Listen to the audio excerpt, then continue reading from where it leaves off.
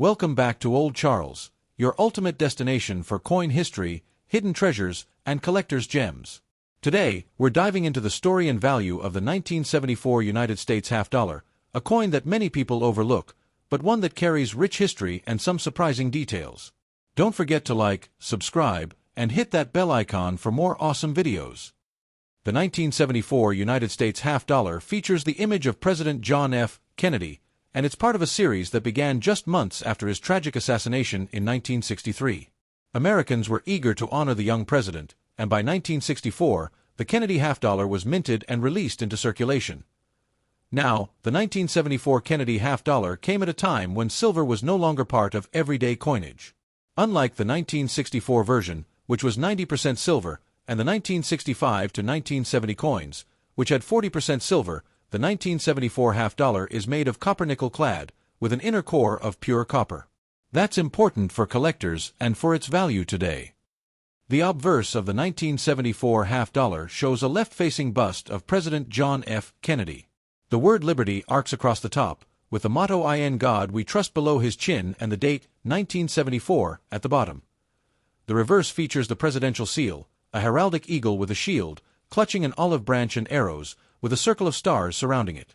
Above the eagle is the phrase United States of America, and at the bottom, the denomination, half-dollar. Now here's the twist. While most 1974 half-dollars are not rare, collectors do look for coins in exceptional condition, or with errors like off-center strikes, double dies, or planchet issues. Those can be worth $50 to several $100 depending on the rarity. In 1974, over 200 million half-dollars were minted, so they're out there, but not often used in everyday transactions anymore. Even though they're still legal tender, most people forget about them, which makes them a cool find in circulation or coin rolls. You can still order rolls of half-dollars from your local bank. Who knows, you might find a 1974 coin in brilliant condition or even an error coin. If you're looking to collect Kennedy half-dollars, start with one from each year. Go for high-grade examples, MS 65 or higher, and keep an eye out for proof coins with mirror-like finishes.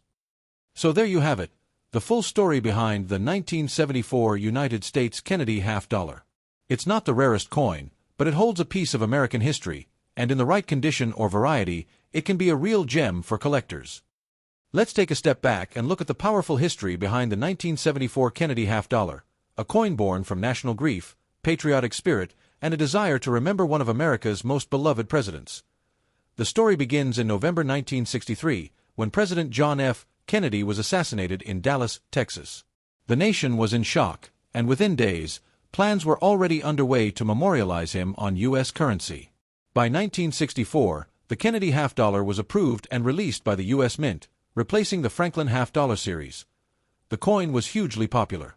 In fact, when it was first released, people lined up at banks just to get one. Many never even spent them. They held onto them as keepsakes, tokens of national remembrance. Fast forward to 1974, and we find ourselves a few years after a big change in U.S. coinage. From 1965 to 1970, Kennedy half-dollars were still made with 40% silver, but starting in 1971, the Mint stopped using silver in regular circulation coins altogether. That means the 1974 half-dollar was made with a copper-nickel clad composition, no silver at all, but it kept the same beloved Kennedy design. That year, more than 280 million half-dollars were minted, with Philadelphia and Denver handling most of the circulating coins, and San Francisco producing special proof versions for collectors. Although the 1974 half-dollar wasn't rare, it was still part of a cultural tradition that began in the 1960s.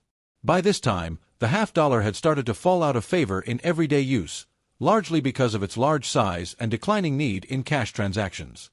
But for collectors and history lovers, the Kennedy half-dollar, especially from this era, remains a significant and emotional symbol of American history.